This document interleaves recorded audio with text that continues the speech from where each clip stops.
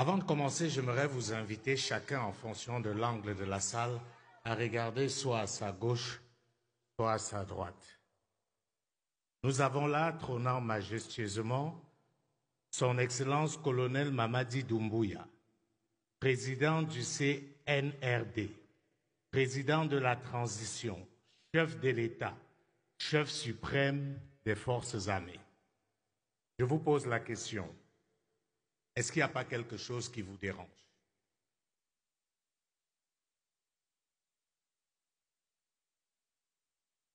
J'attends une réponse. Est-ce que ça ne fait pas beaucoup pour un seul homme? Je dis ça, mais bon, j'espère que je vais pouvoir reprendre mon avion demain. Mais moi, sincèrement, il y a quelque chose qui me dérange. Mais ce qu'il faut relever, c'est que ce n'est pas de sa faute. On nous a mis dans ce moule. Le président est omnipotent, omniscient. Il est président de tout. Dans ces conditions, quel modèle pouvons-nous avoir qui soit efficace? C'est la question centrale à laquelle nous allons vous inviter à répondre cet après-midi. L'heure est au coup d'État, c'est la mode. Les militaires sont devenus des véritables stars. Quelque chose qui, il y a encore quelques années, pouvait sembler anormal est devenu normal. Au Mali, au Niger, au Burkina Faso et ici en Guinée, les populations sont descendues dans les rues pour célébrer des coups d'État. Et je dois vous dire que moi, tous ces coups d'État m'ont fait plaisir. J'étais content. Pas parce que je suis favorable à la prise du pouvoir par les militaires, mais parce que c'était une occasion unique de nous poser enfin les vraies questions. Au lieu de jouer les vierges effarouchées, comme je vois certains le faire, en disant ce n'est pas normal, le rôle de l'armée n'est pas au pouvoir, nous devons nous poser la question, qu'avons-nous fait pour que l'armée devienne la solution et non le problème? Rappelez-vous qu'avant, quand il y avait un coup d'État, rarement ça faisait l'unanimité. Aujourd'hui, les coups d'État se font comme une lettre à la poste, sans effusion de sang. En réalité, les élections tuent plus que les coups d'État.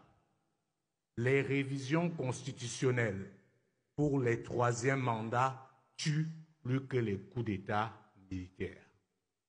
Regardez le dernier coup d'État au Gabon. On n'a même pas giflé quelqu'un. C'est quand même curieux qu'on en arrive là. Tout ceci pour dire quoi, madame, monsieur? La démocratie qu'on nous a imposée était une vaste escroquerie. Et c'est ce que ces coups d'État nous enseignent aujourd'hui. Et pour bien comprendre pourquoi c'était une escroquerie, je vous invite à faire un recours à l'histoire. Parce que malheureusement, depuis au moins l'esclavage, nous nous sommes toujours fait avoir. L'esclavage ne s'est pas arrêté parce que les esclavagistes, subitement, ont retrouvé une once d'humanité et ont pensé qu'il n'était plus bon de traiter les êtres humains comme des animaux. S'il faut reconnaître que des gens se sont battus pour que l'esclavage s'arrête, il ne faut jamais oublier que la véritable raison de la fin de l'esclavage, c'est la révolution industrielle. Ayant créé des machines, on n'avait plus besoin d'hommes dans les champs parce que les machines pouvaient faire 10, 20, 1000 fois ce que les hommes faisaient. Sauf qu'une fois les machines arrivées, contrairement aux esclaves, les machines ne marchent pas au fouet. Les machines marchent aux matières premières. Et où est-ce qu'on trouve les matières premières? Comme par hasard, en Afrique. C'est comme ça qu'on est passé de l'esclavage à la colonisation. Parce qu'on n'avait plus besoin des hommes, mais on avait besoin de nos terres. Et on est venu nous coloniser pour récupérer justement ce que nous avons dans notre sous-sol. Et après, on a parlé de la décolonisation, une autre vaste escroquerie. Parce qu'après la Deuxième Guerre mondiale, les puissances qui n'avaient pas leur part d'Afrique ont estimé que les choses ne pouvaient plus continuer ainsi. Il fallait alors repenser le monde. Une fois de plus, nous nous sommes fait avoir. On a fait semblant de décoloniser. On nous a obligés à signer des accords léonins et on nous a donné des titres et des drapeaux et des hymnes. Nous faisons croire que nous étions aussi devenus des États. Que non, c'était encore un mensonge. Tous ceux qui se sont battus pour la véritable indépendance de l'Afrique, ou presque, ont tout simplement été assassinés. On s'est arrangé à mettre à la tête de nos États ceux qui disaient que l'indépendance n'était pas une nécessité, que nous n'étions pas prêts à nous diriger nous-mêmes. Vous vous rappelez des scènes de nos frères qui pleuraient au départ du colon en disant « Nous sommes perdus, qu'allons-nous faire ?» C'est à ceux-là qu'on a remis le pouvoir. Sauf que le monde a évolué, la guerre froide a progressé, le monde s'est divisé. Certains chefs africains qu'ils avaient imposés à la tête de nos États, puisqu'ils n'étaient plus préoccupés par la perte du pouvoir, ont eu du zèle, ont commencé à regarder ailleurs.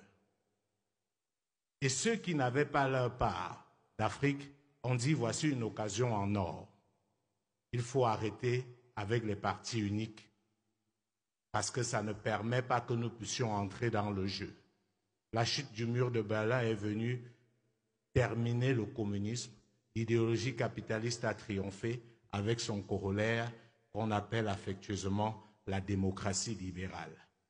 Et comme Alain le disait tout à l'heure, François Mitterrand a réuni les dirigeants africains à la Bolle pour dire « les choses ont changé ».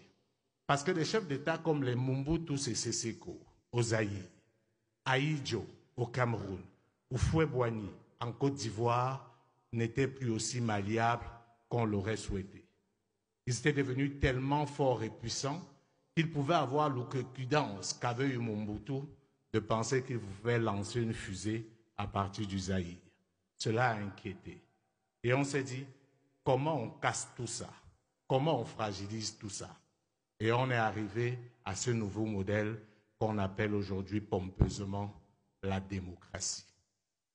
Ce qui s'est passé, c'est que cette démocratie coïncidait avec les aspirations de ces dirigeants qui étaient prêts à tout pour ne pas perdre le pouvoir.